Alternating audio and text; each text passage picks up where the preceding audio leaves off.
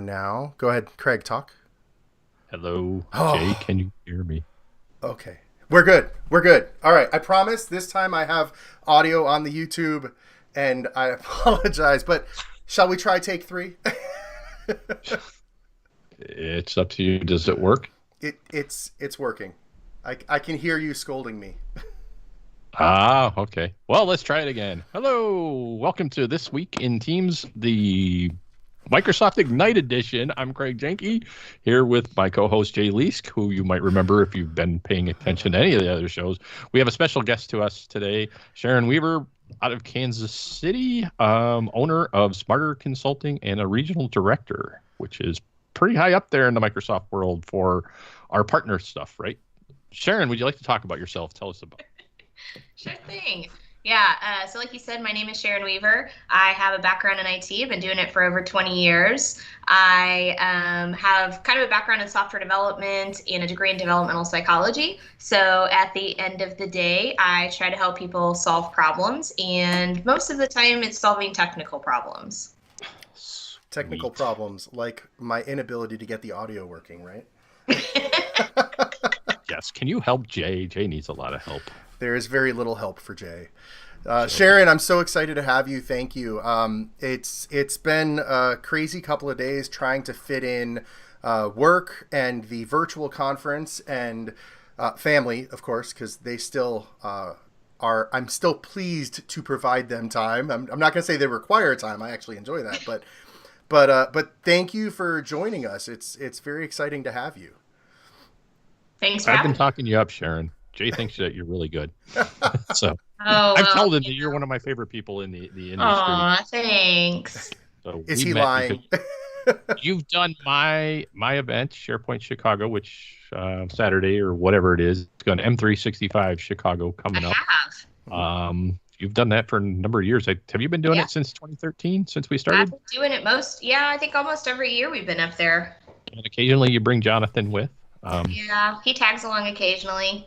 you letting him out much now that he can't drive? I hear he had an accident in IKEA parking lot. Yeah, so he went to pick up, he wanted another table, and one of my pieces was damaged mildly in shipping. So he ran up there to get a few parts and apparently didn't notice that there was a big concrete beam next to his car. Oh So no. yeah. So, and at the same time, he was trying to do a good deed, and he went to push a cart back to the corral, and it kind of spun around and hit him in the leg at the same time. So, IKEA tried to attack him, which is why he doesn't go there on a regular basis to begin with. So, IKEA, the but yeah, bringer of amazing flat packs and apparently injuries. So there you we go. don't go there very often, but we just went there, and yeah, he didn't fare well. So he's okay. We're icing his leg, and don't tell anybody because we're going to Branson next week for North American Collaboration Summit, Wow. where we're sponsoring and I'm actually presenting, and so I'm hoping that he will be okay and be able to be on his feet for the whole week. Sweet. Just Well, so we you know, won't we made tell our anybody. selections for M365. We picked your two sessions. We just haven't sent the email yet. I was waiting. That's all good. Yeah, I need to put out some new sessions. This year has just been a little tiny bit busy. Right. And so whew, all kinds of good new stuff to talk about though. So So that's about that, what kind of good news stuff do you want to talk about? Oh, there's all kinds of exciting stuff. So what's interesting is, I mean, obviously, I think Azure is kind of ruling the roost this year. There's just so many crazy cool things coming out in Azure. Yeah. Over the last few days, I've been trying to catch as many sessions as I can. While still keeping up with the stuff I have to do and sleeping occasionally when I Yeah, get a so chance. I don't know if the virtual conference is better or right. worse because at least if you go to the conference, right, there's nothing else to do but go to the conference and maybe Right. network. If you're home, like I was telling Jay, I had nothing on my week because I was going to do MS Ignite stuff, and people were just my calendar's open. I'm still working, filled up and then I got to run my daughters to dance tonight and that kind of stuff. So Yeah, no, my one tip. So everybody kind of always writes their Ignite tips of, kind of things to prepare. And I posted my one tip on Twitter, which is basically fill your calendar up with your sessions so that people can see you're busy. Because if you put those on your calendar instead of meetings, it'll show your schedule will show red, your calendar will show you the meeting. And if you still can't keep people at bay, then just set your status to do not disturb. I'm sorry, did you say your Skittle will look red? Yeah, the little thing on your status. Oh, yeah. your status alerts. Awesome. That changes colors. Yes. So if you have a meeting on your calendar and it shows that you're busy, then your status will show red on everything. I've never heard that called a Skittle. Sorry, it's an old school term, Skittle. Remember on Skype it was round and it's like red or green or yellow. They're like Skittles. Yeah. Okay. That's beautiful. So you've been saying that you're trying to catch sessions. Which sessions have you caught and which ones have you liked the most? I've done about half Azure Sessions just because there's so many cool new things coming out, and then half on more of the Office side. A little bit of the Power Platform stuff. I think I really enjoyed seeing the stuff where Power BI and Power Apps is built directly into Teams now. Yeah. So there's some new features coming around that. I've been working with Power BI since it was a glint in someone's eye, and so it's really exciting to have all of that kind of come together. And with all the Power Platform stuff that Jonathan and I do, having that baked directly into Teams is going to make a huge difference for our users because you don't have to keep connecting everything. Right. So that's pretty exciting. I saw single sign-on for other apps too, right? Is that? Yeah, there's a lot of extensibility stuff coming in. So so a lot of easier pass-through. You're not having to go to different places. That's actually one of my notes. I've been taking notes of kind of some of the cool things that are happening. And I think this kind of idea where you're taking the fabric and you're connecting it all together so that when you go into one place, you can kind of get to everything is really, really nice. Yeah. A lot of the Azure stuff that I like, so there's Azure Communication Services, I think is going to be humongous. It's a game changer, for everything, to have that communication service built in that you can enable. Another big one that I like is the API Management Center. So being able to build custom APIs and push them directly to the Power Platform, my God. I saw that. That crazy amazing. Cool. Yeah, I know. Actually, I had a guy asking me for that service a week or two ago. Right? Yeah, so that's people are asking for that. Well, and you can do it kind of in Power BI right now. Power BI will help you create your APIs. But the idea that you can have a whole center just to be able to have your devs build them and then they'll push them to your app so you can just consume them from there is going to make life so much easier. And then I think the other thing that I really like is the Azure Synapse stuff. So I've been following the Azure Synapse stuff closely. I have some clients that are starting to pull some of that in. And the idea that you can do some more advanced data modeling and push it all directly to PBI is just, I think it's going to make life a lot easier in general. Yeah. And I saw some of that, so that's cool. It's not the space that I play in a lot, so I've just been kind of paying attention to that. I did see that they've rolled out some security and compliance stuff with the Azure. That right before I got on this call with you guys, I was trying to catch the last few minutes of the security stuff with Defender because I'm watching them how it all works and how it goes all the way down to the granular level to check everything. And I was watching the last couple minutes before I popped over here. Cool. That's fantastic. So, I guess I was going to go with what do you think you're going to be able to take to your clients? And you kind of touched on that, but can you all of it? All of it? Just all of it. This, I think one of the things that I've tried over the last couple of years, I feel like I've done really fantastic of keeping up with the Office 365 and the team space. That's kind of where I've lived for 20 years. So right. I think bringing that along has been great. I've really been trying to incorporate more Power Platform stuff into what I do every day, which, obviously I'm not super literate in building apps, but I know how it works architecturally, and Jonathan spends a lot of time in it. So between the two of us, we do a lot of good stuff. But the Azure stuff and the graph is stuff where I really want to learn more about. So I've watched it and I've kept kind of up with it, but I've been like at a level 1, level 2, and now I feel like maybe this year with all the new stuff that's coming in, maybe I can really start to do more with that layer, which is really exciting. Yeah, cool. So tell me if you've seen this, because I'm curious. Go back like 4 or 5 years ago, and you would go to Ignite, you would go to the conference, you see the cool stuff, but it didn't really matter because you knew that wasn't going to roll. Your clients weren't going to go out to 3 or 4 for 3 or 4 years, because they were going to wait until their licenses expired and that kind of stuff, and moved from on premises to the cloud. Right. COVID has changed that a lot, with people being forced to the cloud.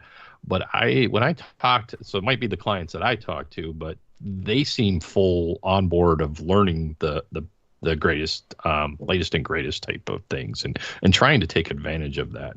I still got some that are going kicking and screaming, right? With anything, there's change management and they're all worried about that. But what have you been seeing on your end? Yeah, I mean, I think so. I have a couple of clients that are like pioneer. Like they're like, as soon as Microsoft's rolling it out, they're like, can we have it? Can we have it? Can we have it? Can we get it out? And that's been really exciting because I get to participate and I get to use it in real life and I get to see how it's working for somebody. I have plenty of other clients though, and plenty of other people who call me who are like, okay, so COVID and we started using Teams and we don't know what we're doing now, right? Right. Like, how do we do this? We need training. We need help. We thought this was going to be easy. We built some stuff and now it's all over the place. I would probably say, for sure, COVID has been probably one of the biggest, like it should win an award for most digital transformations of 2020. Yes. Because it has shoved more people into remote work than probably I've ever seen. I've been fighting for this. You've been fighting for this for how many years? And we're like, it's so cool. You want to be here. And they're like, eh. And then COVID happens and it's like, oh, I guess we're going to do that. Yeah. And so I think a lot of people kind of got shoved over because they didn't want to do it. They didn't want to do it. They didn't want to do it. And now they're like, well, we did it, but now we don't know what to do with it. Right. So it's funny because my team's talking about this idea of like, we're going to put out some sort of offering that's basically like, I got Office 365 or I got Microsoft 365. And we want to take them from that to, I'm glad I got Microsoft 365. Right. Right. Yes. What do you do next, right? So I would say we'll probably spend a lot of time over the next 6 to 12 months doing training, governance, adoption, really getting people to understand what it is that they've got and why it's good so that they can get to the next level, which is now that we've kind of got this under control, now what do we want to do with it in terms of features and apps and, collaboration and building it all together and incorporating mobile devices. I mean, there's so many things you can do, but you got to get through those first kind of steps to get there. Right. Yeah, it's been really interesting. So I focus more on the government space over the last 5 years. Over the last almost 10 years now, I've been focused on federal and DoD customers. In the last 2 or 3 years, I've gotten more state and local customers, and it is interesting to see the time delay to adoption of tools. But over the last 2 years, the government's really started to get more excited and more engaged on the cloud side of things, and of course. And more upset. Yeah, I was about to say, as they've done that, they've started to hit that roadblock of these really cool things were announced, and we have no idea when that's going to be released. Right. Although the pace at which those releases is definitely getting closer. So it's been really interesting to try and talk to our customers about why they should care about an event like this. Like, you have to plan for these things, and the fact that you're given the almost opportunity to plan for them, as opposed to some customers who these features pop up on the first day of release. You have 6 months to see how does it go well and what can you learn from those releases. I try and spin it the best way I can, right? No, I think that's really smart because like when we had it on prem, we it's so funny. Jonathan and I were just having this conversation yesterday. So when we had it on prem, we could control that, right? So we had our non-prod and our prod environments. Yep. And in our non-prod environments, we test everything out, push it to the limit, make sure it didn't blow anything up, so that when we rolled it over, we not only tested it technically, but also we're ready for that, change management piece of showing people, training people, rolling it all out communication-wise. They knew it was coming. Whereas in the cloud right now, it's like I was in there doing something with a client, I'm clicking, and they're asking me a question. I'm like, yeah, you just do this, and I popped it open. I'm like, look, there's a whole new button that I didn't even know was going to be there. I love and that. I read like every single thing I could read, and I didn't even know it was coming. And so I ran in the other room and I told Jonathan, like, hey, you might want to look at this. He pulled his up, and sure enough, there's that button. And so, I mean, from a change management perspective, you're like, oh, look, that happened. Okay, let's put a plan around it. Yeah. It's been more than one time that I've been demoing for a client going, oh, there's a new button here. Well, this one does this. Because I can read what the button says. Yeah. What's really fun is when people are, so I'm a Microsoft certified trainer too. Mm-hmm. So what's really funny is when people are paying you really good money to train them on this stuff, and you're training, and you're like, oh, look, that doesn't do what I thought it's supposed to do. It now does this instead. It's kind of got to keep going. Yeah.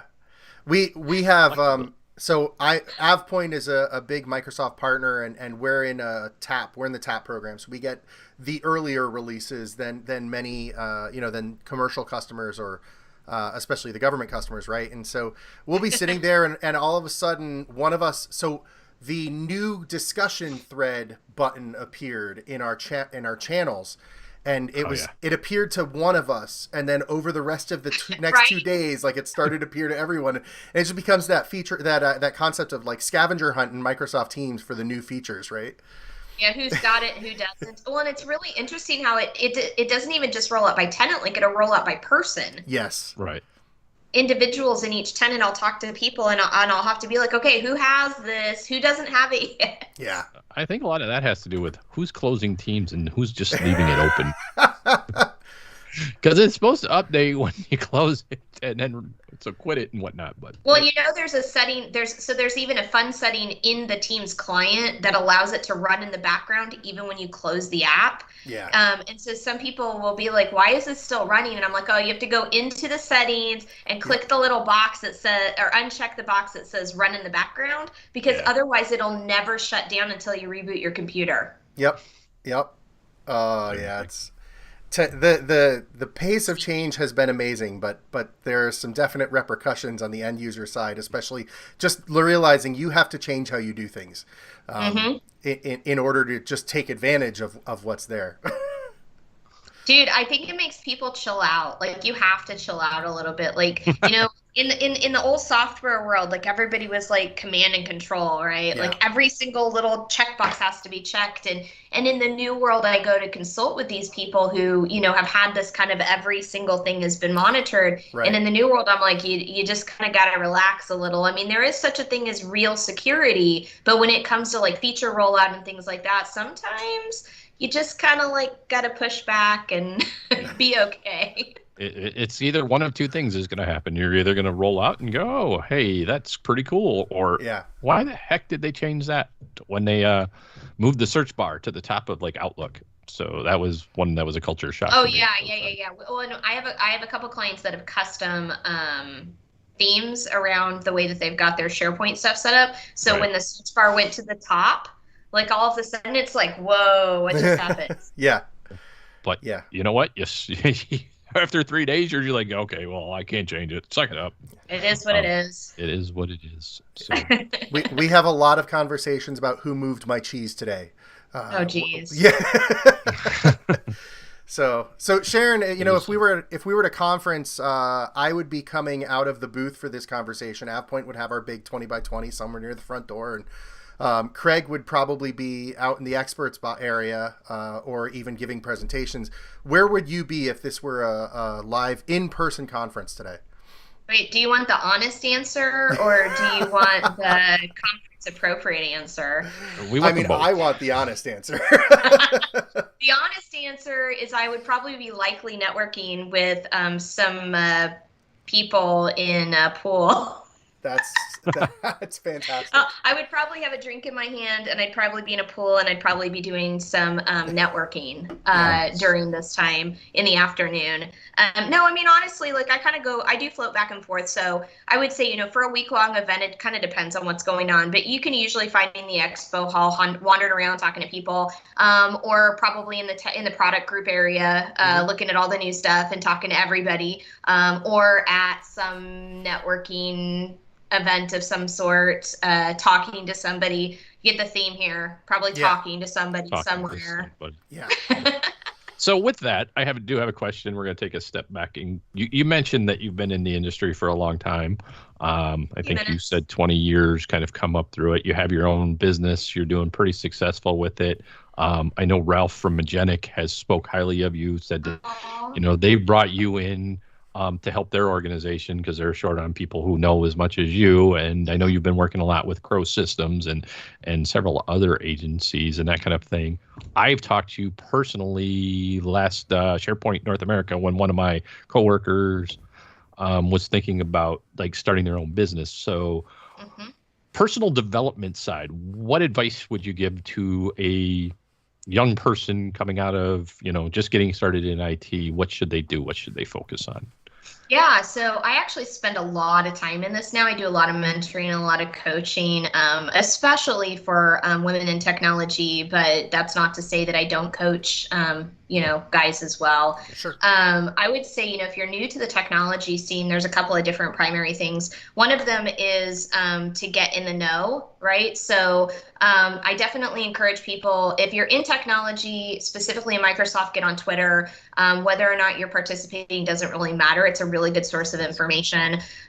Just tons and tons of information you can follow out there so you can keep up with what's going on. I always push them towards things like Learn or LinkedIn Learning. Right now, Microsoft has their Global Skills Initiative that's happening. And so a lot of times I'll send people that link to kind of look into different learning paths that they could do for free, where they can actually study up and learn about different areas in technology. I think the biggest thing that people don't realize is how many different areas there are in technology. And so everybody thinks that to be in IT, you have to be a developer. And there's so many different options all the way around, the whole different spectrum of different things. So it's really, I'll actually talk to people and find out kind of what personalities they've got and maybe send them to a BA meeting or a QA meeting or a dev meeting or maybe an infrastructure meeting or an admin meeting to kind of let them see, here's these different things that are out there.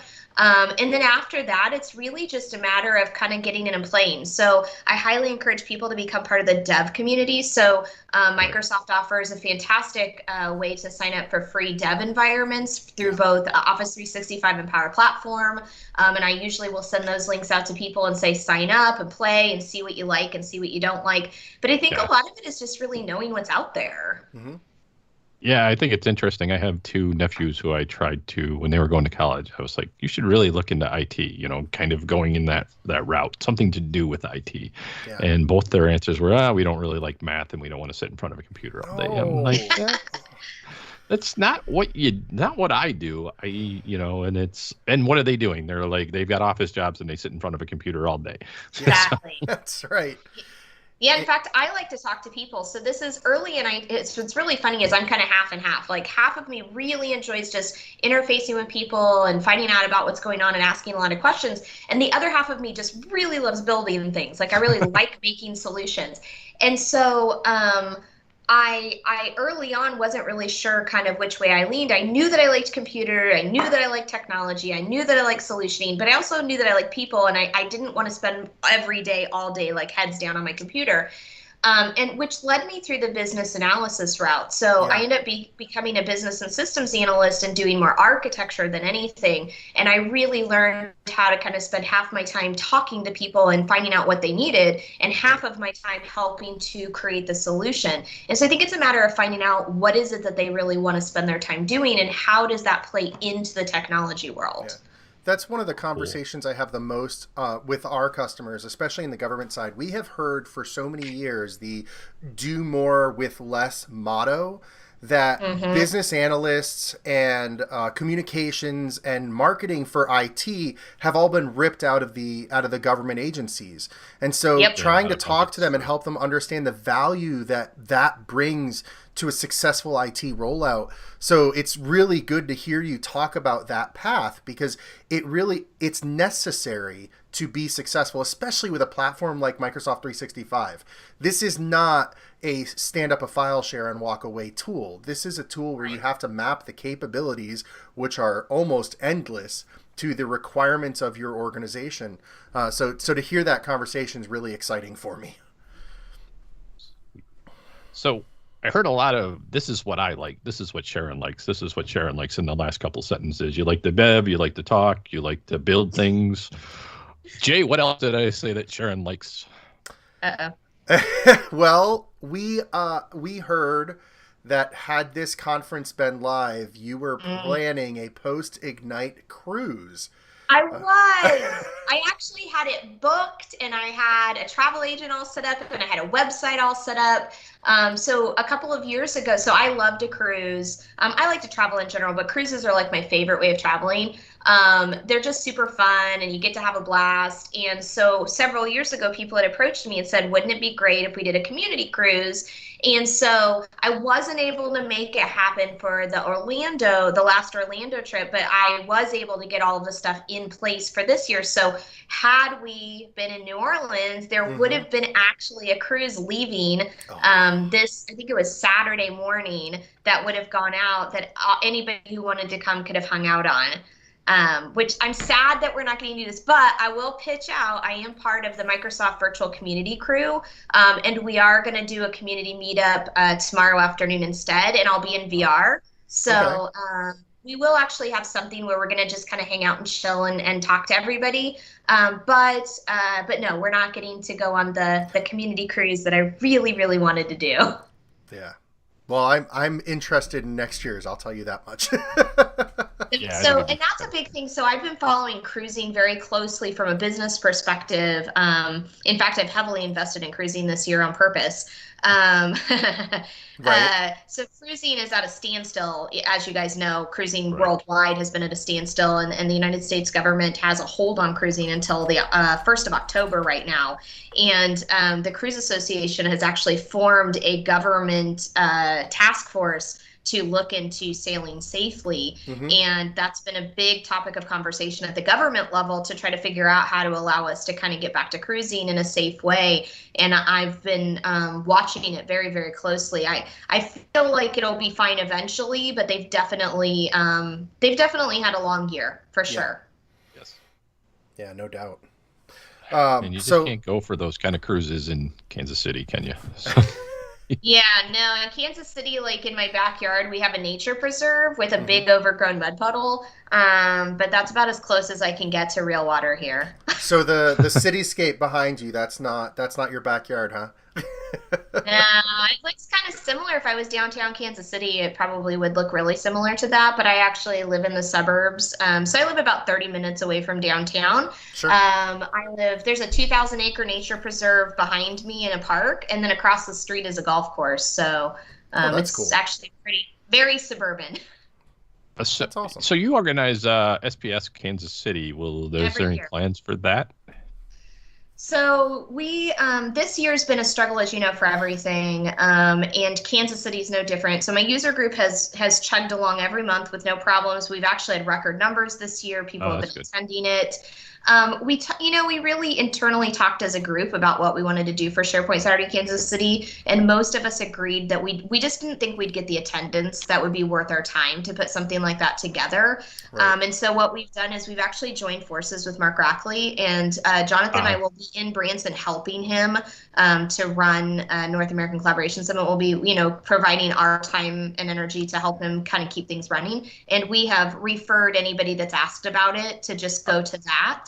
Are you bringing the barbecue, or that's the really important question? We will not be bringing any barbecue this year, unfortunately. I'm really sad. Like, I really wanted to do it, and we've gone back and forth all year about what we want to try to accomplish, and we just didn't feel like we'd really get enough out of it to be worth it. And so we might do something. Maybe by next year we'll either be back in person, or we'll at least have had some time to think about it. But this year, just the user group, I think, has just been running quite well, and it seemed like between that and Branson, we'd be okay. Jay, the big draw was the speaker dinner in the Kansas City barbecue.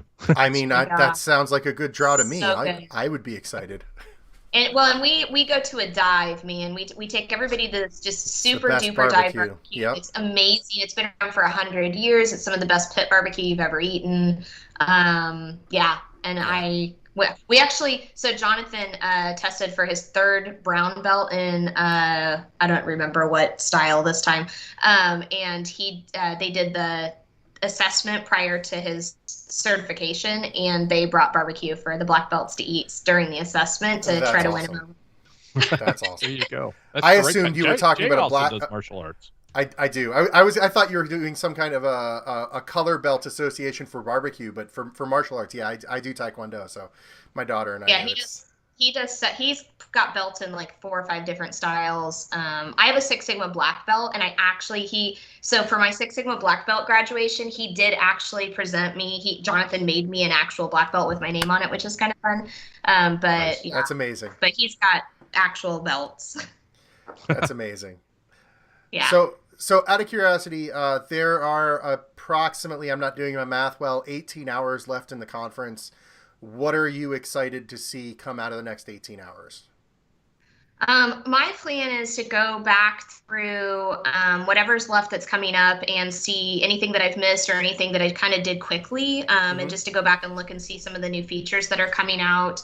There's definitely some stuff in Azure I wasn't able to watch. So I was actually looking at the schedule earlier and seeing what's left that's going to be rerun. So as you know, they're kind of doing like a run, and then they're doing a rerun of everything. Yeah.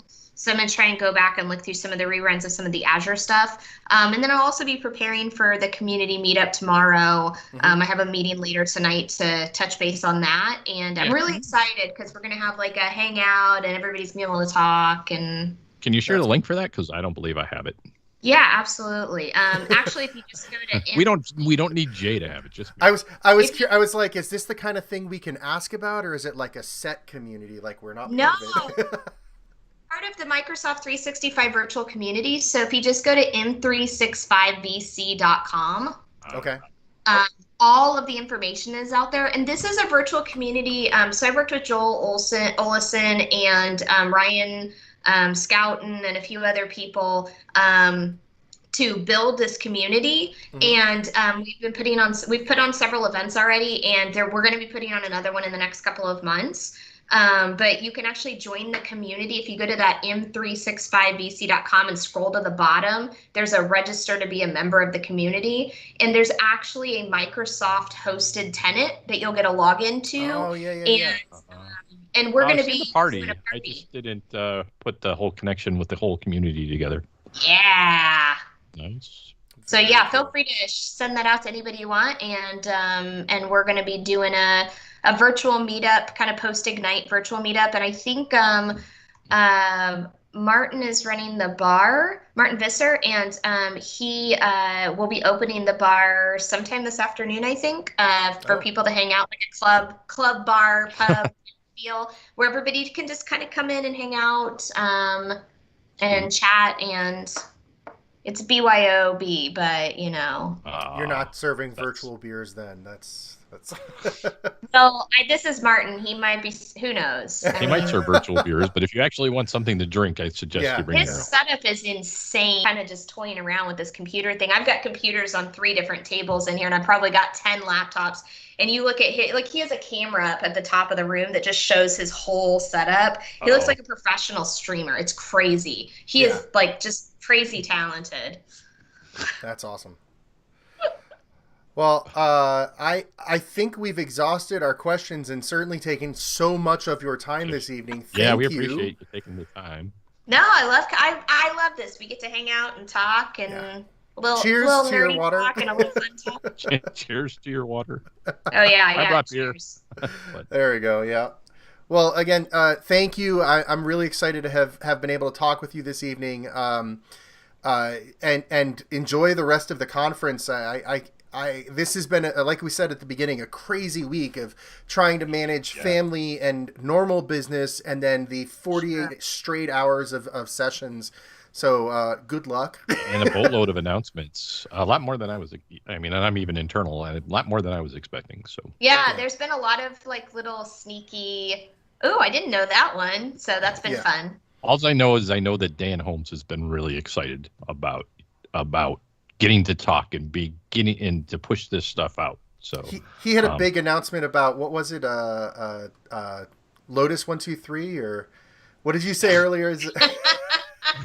In his session, he mentioned WordPerfect and Lotus 123, and Twitter exploded. So they're like, "Oh, I remember that." I actually still have a couple of clients that we're moving off of Lotus into Microsoft, which every time one of them pops up, I'm like, "Wow!" Again? Still there? Okay. Yes. Oh, it is still there. It's a big move too. I helped the number of people in my consultant days to try to make that switch. Catches me off guard every time, but hey, whatever, man. We'll get you there. And they want it to be exactly the same. So right. And I found that Lotus is more, when you move from the Lotus apps or the Notes apps over, it's more like the Power Platform stuff with the Power apps is way more like the Notes apps than SharePoint ever was, which is great. Yeah. So you could rebuild a lot of that stuff. Mm-hmm. Yep. Cool. All right. Well, with that, thanks again. We appreciate it. Look forward to having you speak at M365 Chicago, because we're also working on that. Yeah. Maybe we will. Well, we'll log into the virtual party, and maybe we'll do the cruise next year. Yeah, that'd be great. All right. Awesome. Thank you so much, Sharon. Have a great one. Thanks. All right. You too. Bye, guys. Talk to you later. Bye.